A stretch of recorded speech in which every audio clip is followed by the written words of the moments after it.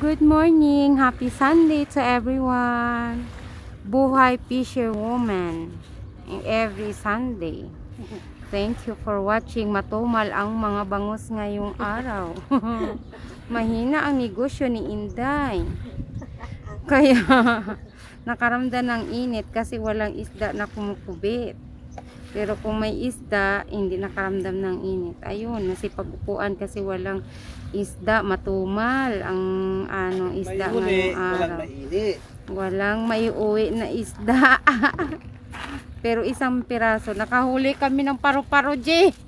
Yung malapad na maitim na isda. Yun lang nahuli namin dun sa sura. Yung angel fish ba yun?